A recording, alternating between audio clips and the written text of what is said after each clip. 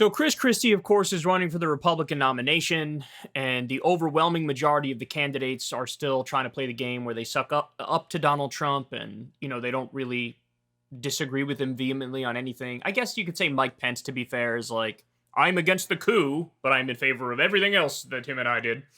But he's obviously the most aggressive of the people, and I think sometimes people get the misimpression based on hearing him talk about how terrible Trump is all the time that somehow Chris Christie would be better on policy. But listen, that's a misnomer. Because if you actually go issue for issue, he's just as bad as Trump, except the only difference is he wouldn't do an insurrection. Again, like the lowest bar in the world. Like, bro, you wouldn't violently end the peaceful transfer of power? What a hero you are. So anyway, Tapper on CNN here is going to kind of test the limits of Chris Christie's sanity. And he asks a really good question. He says, look, do the Republicans have an authoritarian problem? Good question. Let's see how the big guy handles it. There was a column in the Philadelphia Inquirer by a progressive journalist named Will Bunch talking about how he thought the news media was doing a disservice to the public by not frankly and candidly describing what he views as an authoritarian streak going on in the Republican Party. You haven't read the column, I assume, so I'm not even going to ask you about it. But you do describe the conduct of Donald Trump trying to overturn the election as reprehensible. You do condemn it. Yep. But so many people in your party, and I'm not just talking about people running for president or on Capitol Hill, but I mean voters, Republican voters, don't seem to have a problem with it. And I'm wondering, do you think that your party has an authoritarian problem, that they really honestly don't have a problem with violently trying to stop a free and fair election from going forward? No, Jake, I absolutely don't think that we have that problem. I think what we have is a Donald Trump problem. And that right now what's gone on is that people view Donald Trump synonymously with the Republican Party, and that if you oppose Trump, that's somehow favoring Biden. And many Republicans don't want to do that for very obvious reasons. And I think that that's why we need to have this full debate and discussion that we just really started on Wednesday night about who should be leading our party and who should be leading our country. And I've said very clearly on the authoritarian side of things, this is Donald Trump's problem, not the Republican Party's problem. He's the guy who thinks that Vladimir Putin's an excellent leader and brilliant. He's the guy who thinks that President Xi is straight out of Hollywood. He's the guy who thinks Kim Jong-un is wonderful. I mean, these are things that he has said about these authoritarian leaders. And it's because Donald Trump would like to be one himself. He likes that. He doesn't want to debate with anyone, as he showed on Wednesday night. He doesn't want anybody to disagree with him.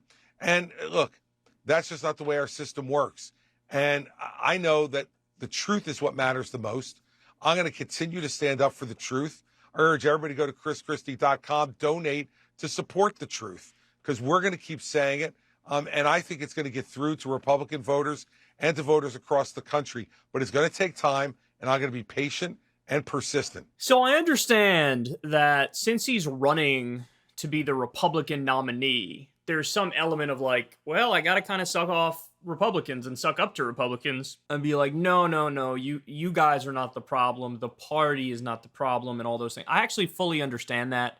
And from a strategy perspective, perhaps this is the right way to go about it, where he's asked this question and he goes, no, it's not an authoritarian problem. It's a Donald Trump problem.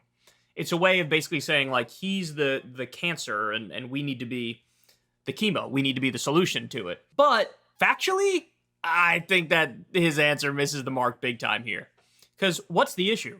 Well, look, he has like 50% of the Republican base who's on his side and very loyal to him. Maybe he has a floor of 30, but that's still a pretty strong number. It's certainly at least a plurality.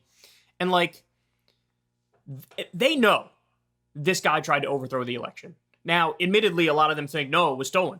There's no reason to believe it was stolen. How much evidence do you need to the contrary? 60 plus court cases, the audit in Arizona. Like, there's just never been any evidence that materialized that it was stolen. But anyway, they know he tried to overturn the outcome of the election without proving his case that the election was fraudulent or stolen.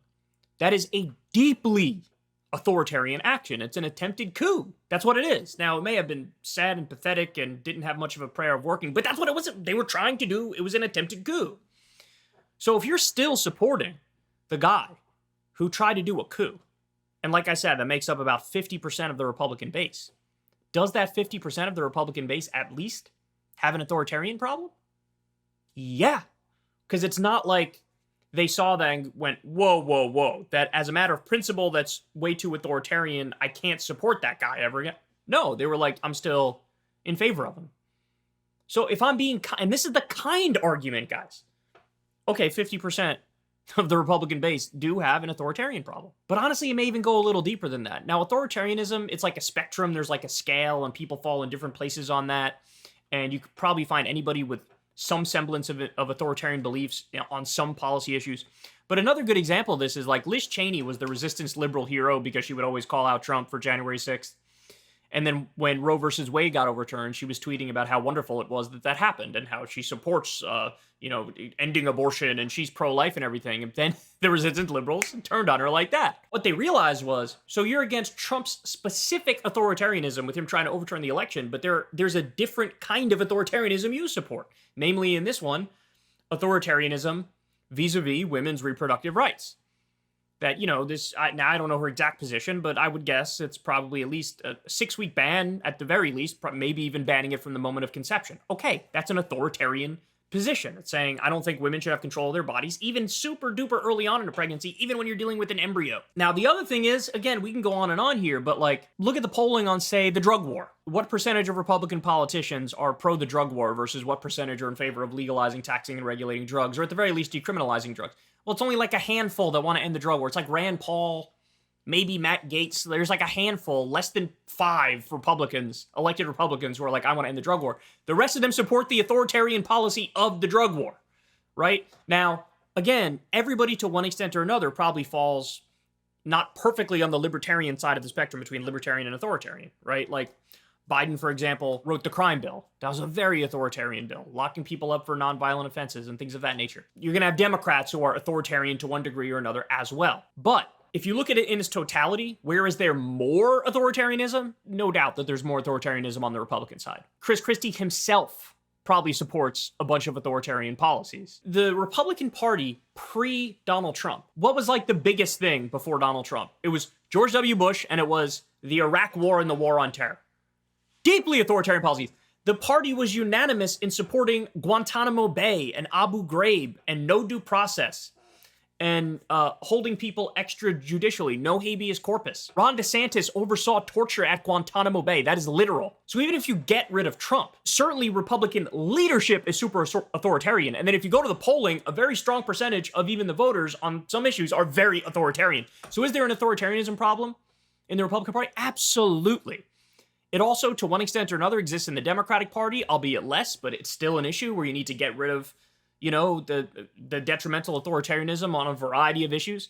But, this is just a dodge. It's, okay, yeah, Trump's bad, he's bad, but vote for me, Chris Christie. Okay, Chris, what would you actually do as president? Well, you already know, he tells you. He would cut taxes for the rich. He would deregulate. He says he'd cut Social Security and cut Medicare. Is Chris Christie going to end the wars? Doubt it. He said the other night in the debate that you, quote, have to deport all the undocumented immigrants that's millions and millions of people. Yeah, you have to do that. Does Chris Christie have an authoritarianism problem? Yes. Is it as bad as Trump's? No, because Christie wouldn't overturn the election. But it's still an authoritarianism problem. It's still a massive, massive issue. I feel like this clip shows the limits of Chris Christie's whole shtick and his ideology and his approach to politics.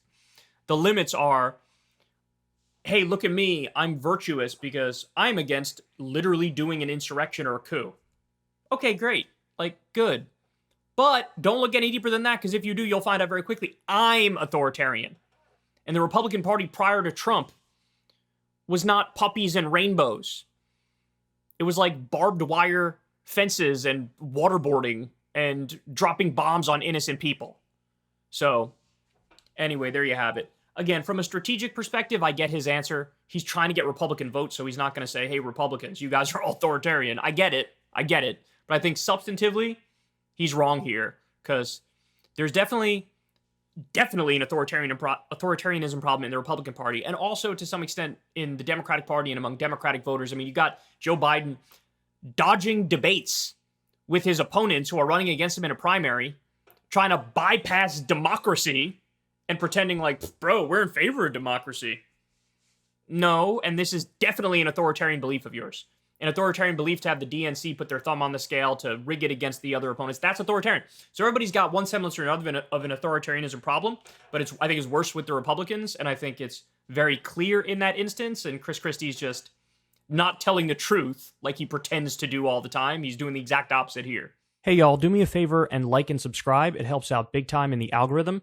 Click the bell as well for notifications when videos drop, and watch that video on screen right now. You know you want to.